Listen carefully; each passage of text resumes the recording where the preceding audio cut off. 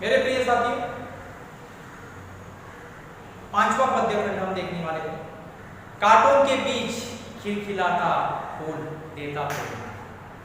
यानी इससे हमें पता चलता है कि मनुष्य का जीवन उस कांटों के बीच में खिले हुए गुलाब के समान है। यहाँ पर कांटे किसका प्रतीक है? संघर्ष का प्रतीक है। मेरे प्रिय साथियों, हमें एक बात याद रखनी है, गुलाब का फूल कांटों के बीच खिलता है, लेकिन फिर भी जब हम उस गुलाब के फूल की ओर देखते हैं तो हम खुशी से फुलाना समाते हैं। यानी इससे हमें पता चलता है कि मनुष्य जीवन भी वहां पर क्या है? गुलाब के फूल के समान है। कांटे यहाँ पर संघर्ष का प्रतीक है, मुसीबतों का प्रतीक है, कठिनाइयों का प्रतीक है, बाधाओं का प्रतीक है। इसलिए हमें वहां पर क्या करना चाहिए? वहां पर हंसते हुए गुलाब के फूल के समान वहां पर लगातार संघर्ष करते हुए, मुसीबतों का सामना करते हुए वहां पर क्या करना चाहिए? आगे बढ़ना चाहिए। तो गुलाब का फूल यहाँ पर हमारी हौसला अफजाई करता है, हमें प्रेरणा देने का कार्य करता है। तो मेरे प्रिय साथियों, गुलाब के फूल के समान हमेशा मनुष्य को हंसते हुए आने वाली मुसीबतों का सामना करना चाहिए। यह मौलिक संदेश देने का कार्य वहां पर कवि ने किया है। इसके बाद देखिए छठा, भीतरी कुंठा आंखों के द्वार से आई बात। मेरे प्रिय साथियों, कुंठा का अर्थ है निराशा।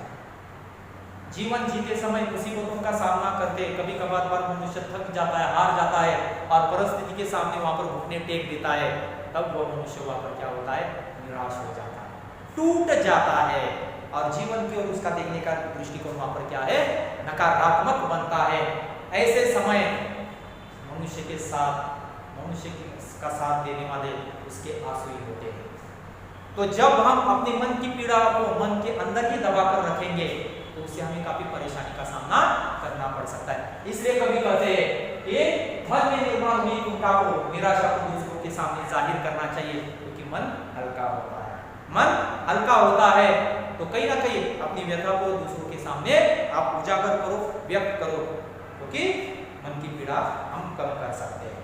तो यह भी उन्होंने बताया, खारे जल से धुल गए विषाद मन पावन। विषाद का दुख पीड़ा, यानी मन की पीड़ा कब होगी? मन की पीड़ा कब होती है? क्योंकि वही मन की पीड़ा, वह दुख दर्द आंखों के माध्यम से आंसुओं का रूप धारण करके वहां पर क्या है? बाहर निकल आते हैं। तो अश्रु ही हमारे सच्चे साथी है और हम अपने मन की पीड़ा को किसके माध्यम से कम कर सकते हैं? आंसुओं के माध्यम से कम कर सकते हैं और इसके माध्यम से हमारा मन वहां पर हल्का हो सकता है, वहां पर पावन हो सकता है। वे करना चाहते हैं। मेरे प्रिय साथियों, उसके बाद आठवां पद्यांश, मृत्यु को जीना जीवन विष पीना ते जी विषाद। यानी जीवन जीना किसके समान है? मृत्यु के कड़वे घूंट पीने के समान है। मेरे प्रिय साथियों, जी विषाद ये शब्द दिया है। जी विषय ने जीवन जीने की इच्छा, विषय ने इच्छा, विषय ने इच्छा। वे करना चाहते हैं कि मनुष्य को जीवन जीते समय काफी कड़वे घूंट पीने पड़ते हैं और ये मृत्यु रूपी वहां पर कड़वा विष जब तक हम वहां पर क्या है? प्राशन नहीं करेंगे तब तक हमें वहां पर जीवन का सच्चा अर्थ मालूम नहीं होगा। तो जीवन जीने के लिए एक जबरदस्त इच्छा शक्ति होनी चाहिए और वही व्यक्ति वहां पर क्या कर सकता है? मौत से बिना डरे खुलकर वहां पर जीवन जी सकता है। तो कहीं ना कहीं यह महत्वपूर्ण संदेश, इसके लिए हमें हमारे पास सशक्त मानसिकता होनी चाहिए, सशक्त मानसिकता होनी चाहिए।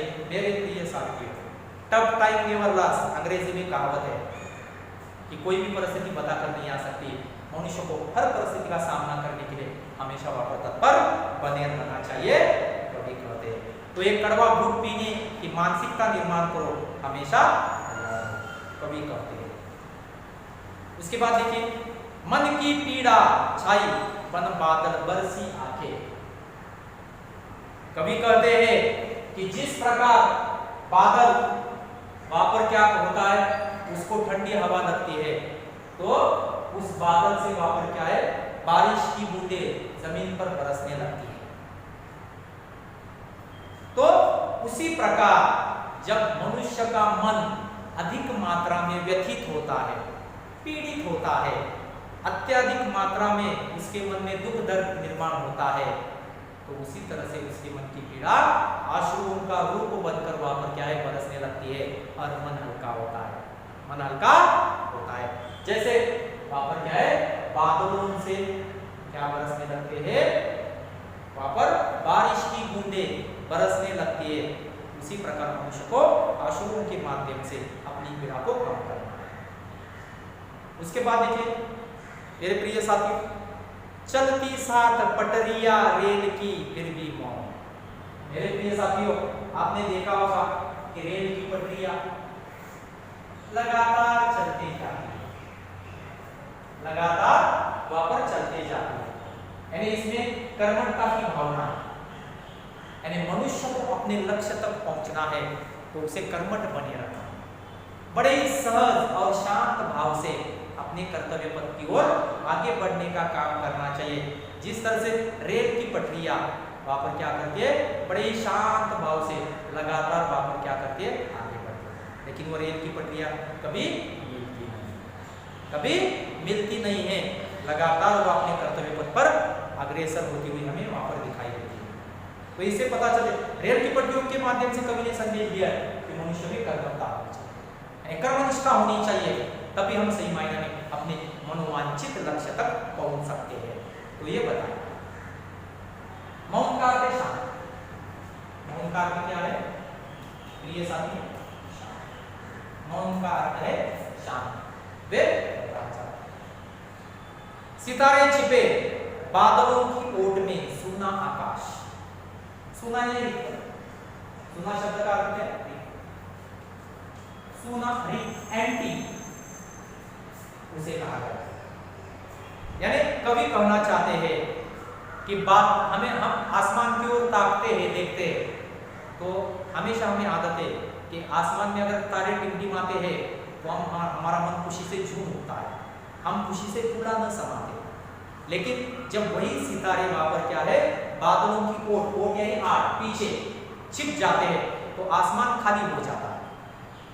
तो उसी प्रकार अगर हमारे जीवन की खुशियां नष्ट हो गई तो हमारी अवस्था भी इस सूने आकाश के समान हो सकती है, इसलिए जीवन में खुशियों का निर्माण हो।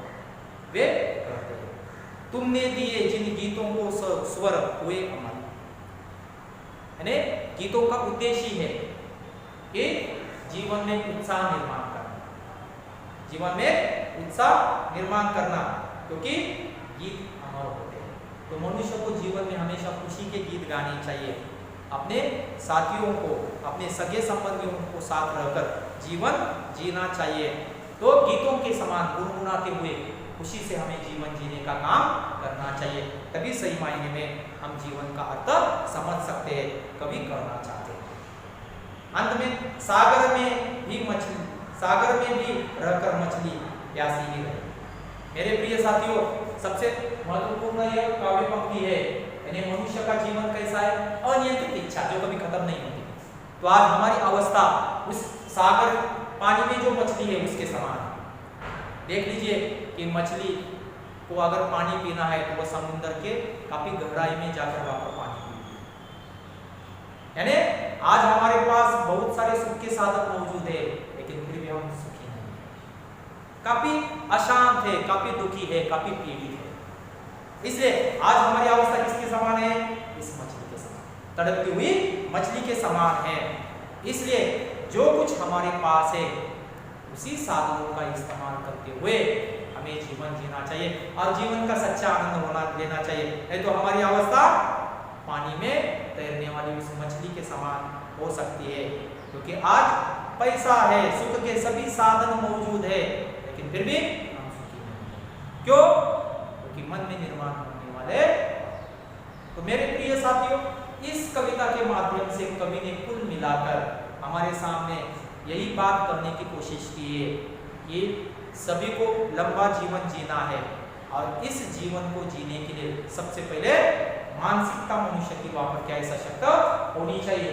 इसलिए कवि कहते हैं कि जीवन में सकारात्मकता होनी चाहिए, आशावाद होना चाहिए, स्वावलंबन यानी आत्मनिर्भर सेल्फ डिपेंडेंट, कर्मनिष्ठा, उसके बाद संघर्ष करने की मानसिकता, स्ट्रगल कर रहा है, सशक्त मानसिकता होनी चाहिए। उसके बाद जी जीविका की भावना, जीवन जीने की जबरदस्त इच्छा शक्ति होनी चाहिए। अगर कवि द्वारा बताए गए इन सभी विचारों को अगर हम अपनाएंगे तो हम वहां पर क्या है जीवन जी सकते।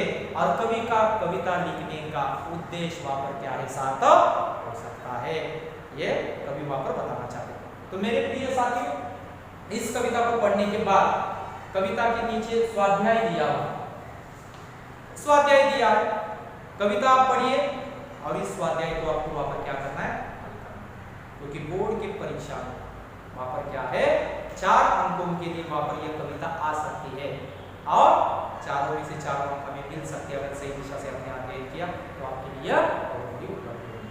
तो मैं आशा रखता हूँ कि आप घर पर यह स्वाध्याय हल